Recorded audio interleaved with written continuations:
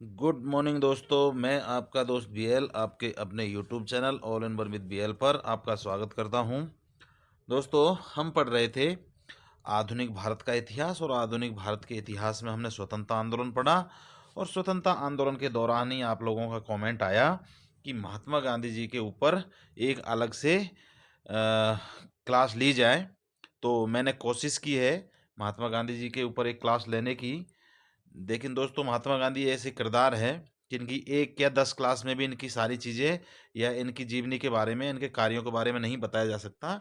लेकिन जो इम्पोर्टेंट था, जो मोटा मोटा कुछ मैंने कवर करने की कोशिश की है, तो आप इसको देखिए और आनंद लीजिए। आपसे रिक्वेस्ट है, चैनल को सब्सक्राइब कर लीजिए, वीडियो को लाइक करके कमेंट करिए और अपने दोस्तों के साथ शेयर भी ज़रूर कर लीजिएगा।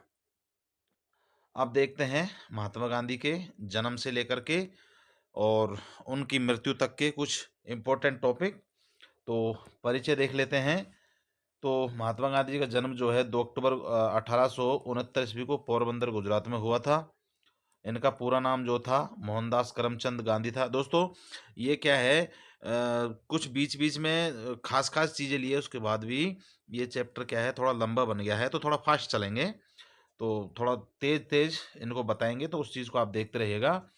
तो इनका जो नाम था मोहनदास करमचंद गांधी था। परिवार एक मध्यम वर्गीय हिंदू परिवार था और इनके पिता जो थे करमचंद गांधी, वो पोरबंदर के दीवान थे। और माँ पुतलीबाई वो धार्मिक स्त्री थी, मतलब धार्मिक क्रियाकलापों में ज़्यादा विश्वास रखती थी। इनका विवाह 13 साल की उम्र में कस्तूरबा माखनजी से हो गया था। इनकी शिक्षा जो थी, प्रारंभिक शिक्षा पोरबंदर राजकोट में स्थानीय स्कूलों में हुई, जहां वो औसत छात्र थे। और उच्च शिक्षा के लिए 1888 में कानून की पढ़ाई करने के लिए लंदन यूनिवर्सिटी या कॉलेज में गए थे। वहां पर इन्होंने वकालत की पढ़ाई की थी।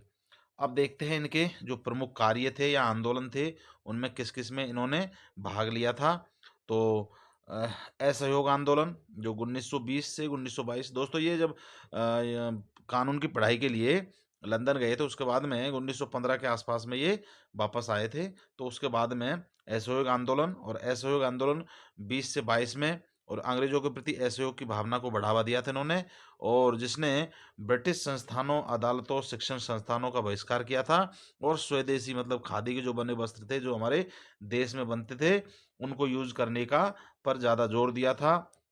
इन्होंने क्या है, दांडी यात्रा की थी, जिसमें नमक सत्याग्रह या नमक कानून को तोड़ा था, वो 1930 में था। तो इसमें क्या था, अंग्रेजों द्वारा लगाए गए नमक कर के विरोध में 385 किलोमीटर की लंबी यात्रा इन्होंने की। और जिनमें सभी ने अभय आंदोलन शुरू किया था इसी वक्त में। और भारतीयों में राष्ट्रीय चेतना बड़ी थी।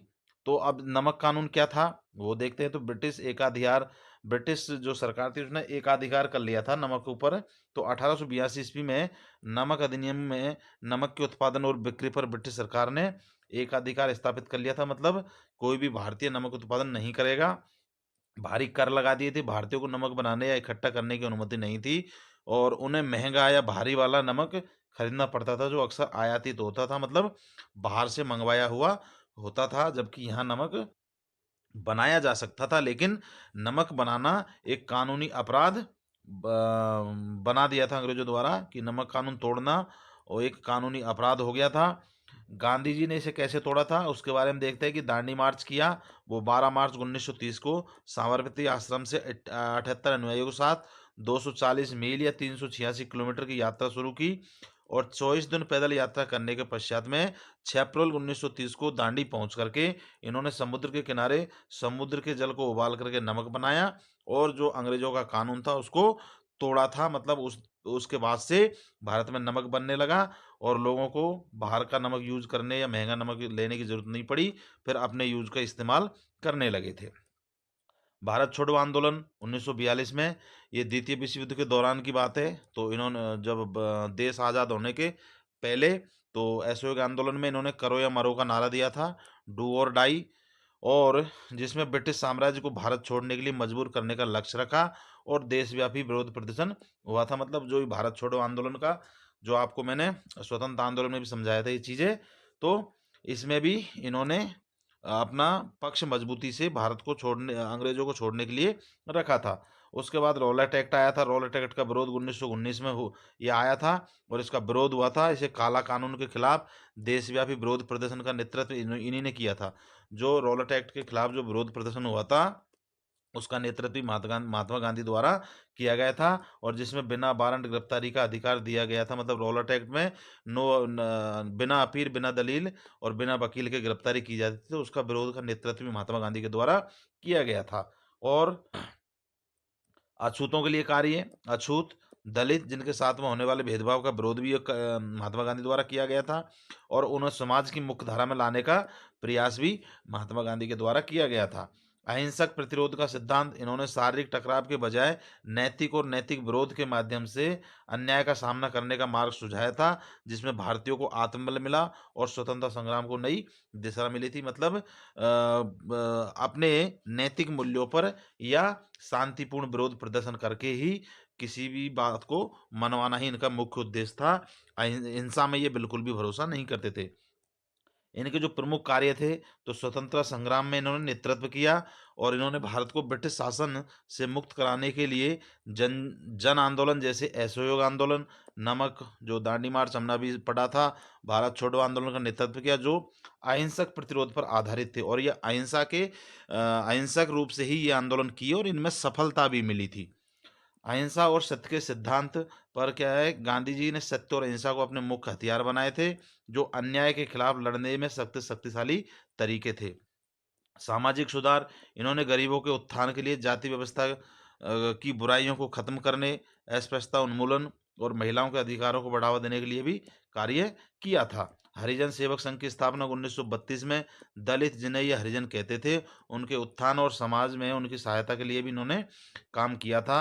रचनात्मक कार्य, इन्होंने ग्रामीण विकास, शिक्षा, स्वदेशी आत्मनिर्भरता को बढ़ावा देने के लिए रचनात्मक कार्य भी महात्मा गांधी के द्वारा किए गए थे। वैश्विक प्रभाव, विश्व पटल पर महात्मा गांधी का क्या प्रभाव है, तो इनके अहिंसक आंदोलन ने Martin Luther king junior, Nelson Mandela जैसे वैश्विक नेताओं को भी प्रेरित किया था। मतलब जो विदेश के बड़े बड़े नेता थे भी, वो भी इनके अहिंसा के तौर पर कार्य करने की जो प्रणाली थी उसको, ये उन लोगों को भी मतलब अच्छी लगी थी। राष्ट्रीय एकता, इन्होंने विभिन्न धर्मों और क्षेत्रों में लोगों के स्वतंत्रता संग्राम के लिए एकजुट किया, जो उस समय की सबसे बड़ी चुनौती थी। मतलब जब देश गुलाम था और सभी धर्म और समाज के लोग अलग अलग बटे हुए, सबको एकत्रित करके और आंदोलन करना एक बहुत बड़ी चुनौती थी उस समय। सविनय अवज्ञा, यह हिंसात्मक विरोध का प्रतीक बन गया था, और जिससे पूरे देश में नमक कानून के खिलाफ व्यापक सविनय अवज्ञा आंदोलन शुरू हो गया था, और जिसमें लगभग 1 लाख लोगों को गिरफ्तार किया गया।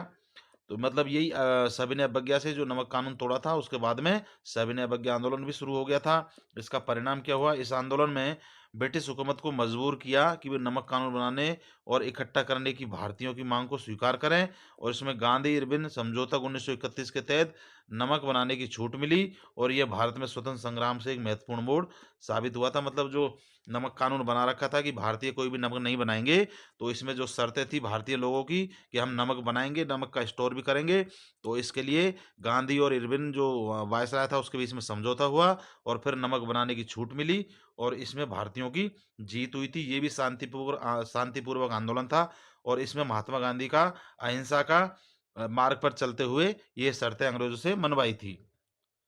चंपारण सत्याग्रह, ये क्या है ये देख लेते हैं। तो ब्रिटिश बागान मालिकों द्वारा चंपारण के किसानों को अपनी जमीन में 3/20 हिस्से में तिनकठिया जिसको बोलते थे पर नील की खेती करने और सस्ते दामों में बेचने के लिए मजबूर किया गया, जिससे उनका भारी शोषण होता था। मतलब नील की खेती जबरदस्ती करवाई जाती थी और सस्ते दामों में बिचवाई जाती थी, जिससे नुकसान होता था। तो फिर गांधी जी जब विदेश से अपनी वकालत की डिग्री लेकर के आए, उसके बाद में स्थानीय किसान नेता राजकुमार शुक्ल के नियंत्रण में गांधी जी ने 1917 में चंपारण पहुंचे और किसानों की समस्याओं को सुनी थी। जब किसान परेशान थे इस नील की खेती से, तो फिर उस समस्या सुनने के लिए चंपारण में पहुंचे महात्मा गांधी, और उन्होंने सविनय अवज्ञा की। गांधी जी को जांच करने के लिए अंग्रेजों द्वारा रोका गया, लेकिन इन्होंने ब्रिटिश सरकार के आदेश को इनकार कर दिया। मतलब बोला नहीं मैं करूँगा, और सत्याग्रह शुरू किया, जिसमें हजारों लोग इनके साथ में जुड़ गए थे। गांधी जी का योगदान और जो भूमिका रही थी इसमें, पहला सत्याग्रह ये भारत में गांधी का पहला सफल सत्याग्रह और सविनय अवज्ञा आंदोलन था, जिसमें अहिंसक प्रतिरोध की शक्ति दिखाई थी। मतलब ये पहली बार विदेश से आने के बाद में इन्होंने ये पहला सत्याग्रह किया था, चंपारण सत्याग्रह, और इसमें इनकी विजय भी हुई थी, अंग्रेजों को इनकी मांग माननी पड़ी थी। किसानों का समर्थन, उन्होंने किसानों को संगठित किया और न्याय दिलाने के लिए शांतिपूर्ण प्रदर्शन किए, जिसमें उन्हें बड़ी संख्या में जन समर्थन मिला। तिनकटिया प्रथा का अंत हुआ, जो नील की खेती थी, और जो 3/20 भाग जो कर देना पड़ता था, वो खेती पर, नील की खेती की जाती जमीन पर, उसका अंत हुआ था, और उनको प्रयासों से सरकार को झुकना पड़ा, और शोषणकारी तिनकटिया प्रथा को समाप्त कर किया गया, और साथ ही किसानों को मुआवजे का हिस्सा भी दिया गया था। तो ये भी जो गांधी जी द्वारा शांतिपूर्ण और अहिंसात्मक तरीके से ही इस पर भी विजय प्राप्त की, मतलब अंग्रेजों को इस पर भी झुकाया था। महात्मा गांधी की जो उपाधि है, इसी आंदोलन के दौरान उन्हें महात्मा या बापू कहकर पुकारा गया था, जिससे भारतीय राजनीति में उनकी पहचान बनी थी। उसके पश्चात खेड़ा सत्याग्रह। तो वो खेड़ा सत्याग्रह के बारे में देख लेते हैं, ये क्या है। तो 1918 में चंपारण सत्याग्रह के बाद में खेड़ा में अकाल, प्लेग और बीमारी के कारण किसानों की फसल बर्बाद हो गई थी, और इनकी मांग थी कि कानून के आधार पर फसल का 1/4 भाग होने पर किसान लगान में छूट से के हकदार थे। मतलब अगर 4 क्विंटल अनाज पैदा होता और अकाल के कारण 1 ही क्विंटल हुआ, तो उसमें लगान नहीं दिया जाएगा, ऐसा नियम था। लेकिन सरकार इसे मतलब सरकार ने इसे इस छूट को देने से किसानों को मना कर दिया था। और मना किया तो क्या किया, किसानों की स्थिति, किसान लगान चुकाने में असमर्थ हो गए और अपनी जमीन खोने के डर में थे, इसलिए गांधी जी उन्हें कर न देने के लिए प्रेरित किया। मतलब गांधी जी उन्होंने कहा कि तुम्हारी अकाल पड़ा है, तुम्हारी फसल पैदा नहीं हुई, तो कर मत दीजिए। तो इस आंदोलन में गांधी जी की क्या भूमिका रही थी, तो गांधी जी ने इस आंदोलन का नेतृत्व किया था, और यह उनके शुरू किया गया पहला वास्तविक किसान सत्याग्रह था। किसान सत्याग्रह जो ये चलाया गया था, वो भी अहिंसक प्रतिरोध के रूप में चलाया गया था, और इन्होंने किसानों को शांतिपूर्वक विरोध करने और लगान न देने की शपथ दिलाई थी, जिससे उन्होंने अपने अधिकारों के लिए संघर्ष किया था। मार्गदर्शन उन्होंने वल्लभ भाई पटेल और अन्य नेताओं के साथ मिलकर किसानों को संगठित किया और उनकी मांगों को सरकार तक पहुंचाया था, और इसमें सफलता मिली थी। इस आंदोलन के परिणाम स्वरूप ब्रिटिश सरकार को झुकना पड़ा था, और केवल सक्षम किसानों को ही कर दिया गया, और गरीब किसानों को इनसे राहत मिली थी। तो जो किसान आंदोलन हुआ था, उसमें अहिंसात्मक रूप से, शांतिपूर्ण तरीके से, और वल्लभ भाई पटेल के मतलब उनके साथ में मिला करके, और इन्होंने शांतिपूर्ण आंदोलन किया, और इसमें अंग्रेजों को इनकी बात माननी पड़ी और कर में छूट देनी पड़ी थी। उसके बाद में बारदौली सत्याग्रह है, ये क्या है इसके बारे में देख ले। 1925 के बाढ़ और अकाल के बावजूद बॉम्बे प्रेसिडेंट ने किसानों की खराब आर्थिक स्थिति को नजरअंदाज करते हुए भूमि पर 22% कर की वृद्धि कर दी थी। मतलब अकाल पड़ा था, पैदा नहीं हुई थी, फिर भी कर बढ़ा दिया था, वो भी 22%। 1925 की बात है ये, बारदौली सत्याग्रह। और ये लक्ष्य था कि किसानों ने इस अन्यायपूर्ण कर की वृद्धि के खिलाफ संगठित होकर सत्याग्रह के सिद्धांत का पालन करते हुए कर का भुगतान नहीं करने का फैसला लिया, कि भाई जब पैदा नहीं हुई तो जबरदस्ती कर बढ़ाया जा रहा है तो कर नहीं देंगे, ऐसा फैसला लिया। और इसका नेतृत्व जो सरदार वल्लभ भाई पटेल ने, जिन्होंने किसान को एकजुट किया और आंदोलन को अनुशासित रखा था। मतलब वो शांतिपूर्ण, कोई उपद्रव नहीं होने दिया आंदोलन में। परिणाम स्वरूप सरकार को झुकना पड़ा, और न्यायिक जांच के बाद कर की वृद्धि को गलत पाया गया, और इसे घटा करके 6.03% कर दिया गया, जिसमें भी किसानों की जीत हुई थी। ये भी क्या है, शांतिपूर्ण आंदोलन था, और इसमें गांधी जी की जो भूमिका थी, उसने गांधी जी ने अपना पूर्ण नैतिक समर्थन और वैचारिक समर्थन इस आंदोलन को दिया था। यंग इंडिया जो एक गांधी जी की पत्रिका थी, उसमें भी, उस पत्रिका में भी लेख लिख करके इस सत्याग्रह को व्यापक, इस सत्याग्रह का प्रचार गांधी जी के द्वारा किया गया, और किसानों के अहिंसक प्रतिरोध की प्रशंसा भी गांधी जी ने की थी। प्रेरणा, गांधी जी का मानना था कि बारदौली जैसे संघर्ष स्वराज या स्वशासन की मंजिल तक पहुंचने में सीधे संघर्ष से कहीं अधिक सहायक होती है। मतलब लड़ाई झगड़े से कहीं अधिक सफल होता है शांतिपूर्ण और अहिंसात्मक रूप से किया गया कोई भी आंदोलन या मांग। सत्याग्रह के सिद्धांत का पालन, गांधी जी के मार्गदर्शन में ही किसानों ने पूरी तरह से अहिंसा का पालन किया, जो सत्याग्रह का मूल था। उसके बाद में खिलाफत आंदोलन 1919 से 1924। प्रथम विश्व युद्ध के बाद में तुर्की खलीफा के समर्थन में एक मुस्लिम आंदोलन चला था, जिसे गांधी जी ने हिंदू मुस्लिम एकता और ब्रिटिश विरोधी संघर्ष को मजबूत करने के अवसर को रूप में देखा था। इसे अपने असहयोग आंदोलन से जोड़कर पूरे भारत में स्वशासन स्वराज्य के लक्ष्य के लिए एक बड़ा राष्ट्रीय आंदोलन बनाया था, और उन्होंने अहिंसात्मक प्रतिरोध का नेतृत्व किया और मुस्लिम भाइयों के साथ कंधे से कंधे मिला करके खड़े हुए थे। मतलब प्रथम विश्व युद्ध के बाद में तुर्की के खलीफा के समर्थन में एक मुस्लिम आंदोलन चला था भारत के अंदर। तो गांधी जी ने उन मुस्लिम आंदोलनों के साथ में सभी को मतलब समर्थन करवाया, सभी को उस आंदोलन से जोड़ा, और इसके पीछे गांधी जी की मंशा थी कि इस आंदोलन में अगर हिंदू लोग मुस्लिमों का साथ देंगे तो मुस्लिम भी हिंदुओं के साथ खड़े रहेंगे। और उस वक्त स्वतंत्रता की सबसे बड़ी चुनौती थी, तो सभी का इस आंदोलन में सभी हिंदुओं ने भाग लिया और हिंदू मुस्लिम एक साथ हुए और फिर स्वतंत्रता की लड़ाई लड़ी। और इसी वजह से ये कई जो हिंदूवादी विचारधारा के लोग थे उनको पसंद नहीं आया कि ये मुसलमानों के साथ मिलकर के काम कर रहे हैं, लेकिन हकीकत ये है कि उस समय हिंदू मुस्लिम सिख ईसाई जो भी धर्म के मानने वाले लोग थे, सभी को मिला करके एकत्रित करके ही स्वतंत्रता की लड़ाई जीती जा सकती थी। और यही गांधी जी का प्रयास रहा। लेकिन बहुत से लोगों को या उस वक्त में या वर्तमान समय में भी कई लोगों को ये चीज़ें पसंद नहीं आती है। गांधी जी ने भगत सिंह की जो फांसी दी गई थी उसे क्या रोकने का प्रयास नहीं किया था। एक धारणा ये भी बनती है कि गांधी जी चाहते तो भगत सिंह की फांसी को रोक सकते थे। तो देखते हैं इसके बारे में क्या है। तो गांधी जी ने कोशिश की या नहीं की। गांधी जी ने लॉर्ड इरविन से मिलकर के भगत सिंह की फांसी रुकवाने की अपील की थी और उनके साथियों को भी बचाने की कोशिश की थी। मतलब गांधी जी ने कोशिश की थी, लेकिन समस्या कहाँ आई? विचारधारा के अंतर में समस्या आई थी। क्या समस्या आई थी कि भगत सिंह क्रांतिकारी हिंसा में विश्वास रखते थे। भगत सिंह मतलब हिंसा में विश्वास रखते थे, जबकि गांधी अहिंसक सत्याग्रह के पक्षधर थे। और इसी के बारे में अंग्रेजों ने बहाना मिल गया कि गांधी जी की अपील को नजरअंदाज किया जा सके। मतलब अंग्रेजों ने सोचा कि इन दोनों के खुद के विचार नहीं मिलते, तो ये दूसरा एक दूसरे के अगेंस्ट मतलब इनकी अपील का कोई मतलब नहीं है।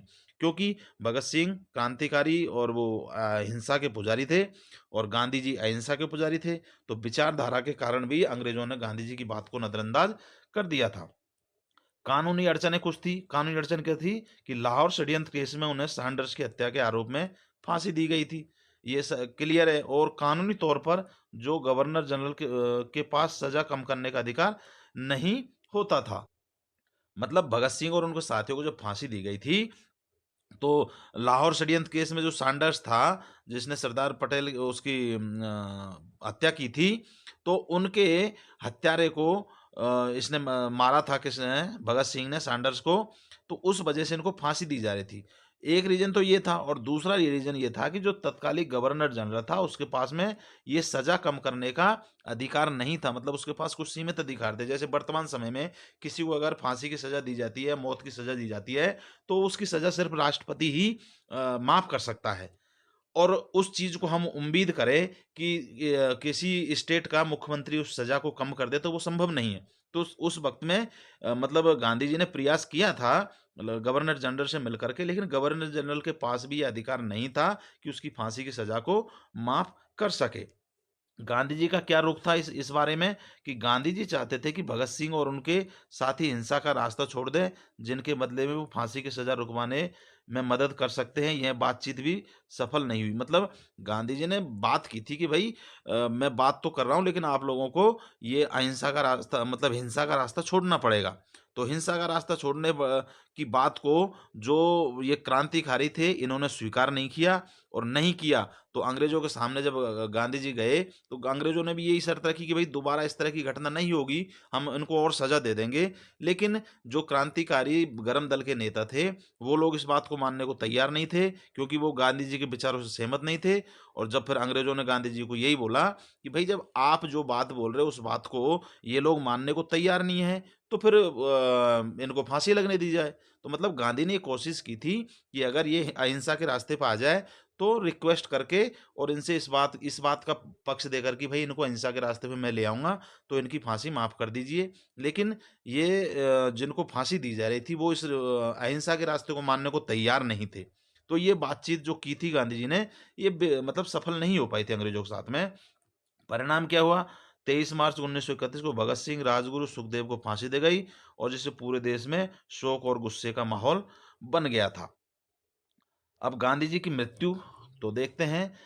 30 जनवरी 1948 को नई दिल्ली में नाथूराम गोडसे ने गोली मारकर हत्या की, क्योंकि गोडसे गांधी जी के मुसलमानों के प्रति उदार रवैये और पाकिस्तान के निर्माण के बाद उनकी नीतियों का देश के लिए हानिकारक मानता, जिससे हिंदू हित प्रभावित हो रहे थे। उन्होंने बिड़ला हाउस, अब गांधी की जो स्मृति स्थान है, परिसर में प्रार्थना सभा के लिए जाते समय उनके सीने और पेट में 3 गोलियां मारी, जिससे उनके अंतिम शब्द जो थे वो हर हे राम थे। मतलब गोडसे ने गांधी जी की हत्या कर दी। गोडसे का मानना था कि ये मुसलमानों के प्रति इन्होंने मतलब रवैया नरमी का अपनाया है, लेकिन ये चीज़ तो मानने वाला है कि सिर्फ हिंदू ही मिल करके और स्वतंत्र आंदोलन नहीं लड़ सकते थे, सभी को मिला करके स्वतंत्र आंदोलन की लड़ाई लड़ी जा सकती थी, और इस कारण से सभी के साथ में समान व्यवहार करना गांधी जी का मजबूरी थी या फिर उनका धर्म भी था। तो ये चीज़ गॉडसे जैसे आदमियों को पसंद नहीं आई और उन्होंने उसको मार दिया था। गॉडसे और उसके सह षड्यंत्रकारियों को पकड़ा गया और मुकदमा चलाया गया, और 15 नवंबर 1949 को गॉडसे को भी फांसी भारत सरकार द्वारा दे दी गई थी। अब देखिए इसमें लोगों का मत क्या है? लोगों का मत क्या है कि बिना हथियार एक विदेशी शक्तिशाली सरकार का विरोध करना हिम्मत का कार्य है। ये बिल्कुल सही बात है कि बिना हथियार के ऐसी शक्तिशाली मतलब सरकार जिसका पूरी पृथ्वी पर लगभग साम्राज्य फैला है, जो ब्रिटिश गवर्नमेंट जो मतलब सभी देशों में उस वक्त में फैली हुई थी, उनका विरोध करना एक भी तो एक हिम्मत का कार्य था। और अगर इस चीज को हम वर्तमान परिदृश्य से जोड़ें, तो उस वक्त में तो वो सरकार थी जिसका पूरी पृथ्वी पर साम्राज्य था। आज के समय में अगर हम किसी गांव ग्राम प्रधान का भी विरोध कर देते हैं, तो वो ग्राम प्रधान भी इतना बड़ा दुश्मन हो जाता है कि आज के वक्त में जान के पीछे आदमी के पड़ जाता है। या छोटे से छोटा कोई भी नेता हो, उसका अगर कोई साधारण आदमी विरोध कर दे या कोई भी आदमी विरोध कर दे, तो उसकी जान पर बनाती है। तो वर्तमान परिदृश्य से देखा जाए तो उस वक्त में ये बहुत बड़ी बात थी कि किसी शक्तिशाली सरकार का विरोध करना। उसके बाद में सभी धर्म को समान मानकर साथ लेकर चलना और आज़ादी की लड़ाई लड़ना जरूरी था। सही बात है, क्योंकि सभी को मिलकर रखेंगे तभी तो ये लड़ाई लड़ी जाएगी, नहीं तो फूट में लूट तो हमेशा होती है। और अंग्रेजों ने शुरू से यही किया था कि फूट डालो और राज्य करो। तो इस नीति को गांधी जी ने चलने नहीं दिया, सबको एक साथ मिला के रखा, और इसी वजह से जो गांधी जी के विरोधी थे, जो विचारधारा नहीं मानते थे, वो ये गांधी जी का ये कार्य उनको ठीक नहीं लगा। धार्मिक भेदभाव ही दुश्मनी को जन्म देता है, बिल्कुल सही बात है। अगर धार्मिक भेदभाव रहेगा, हिंदू मुस्लिम करते रहेंगे, तो इसमें सच्चाई है कि वो मुसलमानों को दुश्मन हो जाएंगे, मुसलमान हिंदू धर्म को मानने वाले के दुश्मन हो जाएंगे। वर्तमान परिदृश्य में इस चीज़ से अगर अगर जोड़े, तो वर्तमान में यही हो रहा है कि हमेशा जो भी टीवी न्यूज़ चैनल है, उन पे बस हिंदू मुस्लिम भारत पाकिस्तान चलता है। और आज के वक्त में धार्मिक कट्टरता या धार्मिक दुश्मनी इतनी बढ़ गई है कि कभी भी कुछ भी हो सकता है। तो वर्तमान परिदृश्य के हिसाब से भी उस वक्त में शांति रखना और शांतिपूर्वक स्वतंत्रता की लड़ाई लड़ना, सभी को मिलाकर रखना गांधी जी का कर्तव्य था, धर्म भी था और मजबूरी भी थी। आज़ादी की लड़ाई किसी एक धर्म के लोग लड़ कर स्वतंत्र नहीं हो सकते थे, ये बिल्कुल सच्चाई है। क्योंकि अंग्रेजों का मकसद ही यही था, और वो सफल ही इस बात से हुए थे कि फूट डालो और राज करो। और इसी नीति को गांधी जी ने खंडित किया था कि सबको मिलाकर चलना है, फूट नहीं पड़ने देनी, तभी इनसे मुक्त हो सकते हैं। और वो बात उस परिप्रेक्ष्य में मुझे लगता है कि वो सही थी। हर आदमी का सोचना अलग अलग होता है, लेकिन उस परिप्रेक्ष्य में सबको मिला करके चलना, हिंदू और मुस्लिम को या सिख ईसाइयों को सबको समान मानकर चलना, और जो लड़ाई लड़ना उस समय के परिप्रेक्ष्य के अनुसार एकदम सही प्रतीत होता है। पाकिस्तान का बंटवारा अंग्रेजों का राजनीतिक षड्यंत्र था, और मुस्लिम लीग की ये मांग थी। मुस्लिम लीग बहुत दिन पहले से मांग कर रहे थे, बहुत पहले से, कि हमें अलग राज्य चाहिए, और ये राजनीतिक षड्यंत्र था अंग्रेजों का। और 1947 के अंदर सरदार वल्लभ भाई पटेल जी ने कहा था कि जिन्ना विभाजन चाहते हैं या नहीं, उससे हमें कोई मतलब नहीं, पर अब हम स्वयं विभाजन चाहते हैं। मतलब जब मुस्लिम लीग बार बार बोलती रही थी कि नहीं हमें अलग पाकिस्तान चाहिए, अलग पाकिस्तान चाहिए, तो इससे परेशान होकर सरदार पटेल ने भी 1947 में कहा, जब देश आज़ाद होने वाला था या हो गया था, कि नहीं, जिन्ना चाहे ना चाहे हमें अलग ही रहना है, हमें विभाजन करना ही है। तो ये बात तो सरदार वल्लभ भाई पटेल ने भी बोला था। माउंटबेटन योजना के आधार पर ही 4 जुलाई 1947 ईस्वी को ब्रिटिश संसद में प्रधानमंत्री एटली द्वारा भारतीय स्वतंत्र विधेयक प्रस्तुत किया गया और जिसमें 18 जुलाई 1947 को स्वीकृति मिली और विधेयक के अनुसार भारत और पाकिस्तान दो स्वतंत्र राष्ट्र की घोषणा की गई थी। तो इसमें मुस्लिम लीग की मांग और अंग्रेजों का मतलब राजनीतिक षड्यंत्र और उसके पश्चात में परेशान होकर के सरदार वल्लभ भाई पटेल का भी कहना कि ठीक है अब तुम अलग हो जाओ, हमें विभाजन चाहिए, हमें अलग साथ नहीं रहेंगे। तो ये भी एक विभाजन का तात्कालिक कारण माना जा सकता है अगर देखा जाए तो, क्योंकि ये चीज़ भी लिखी हुई मिली है, ये चीज़ लिखी हुई मिली है और मैंने स्वतंत्रता आंदोलन में भी इसका जिक्र किया था। तो ये भारत और पाकिस्तान का अलग अलग बंटवारे का ये कारण रहा।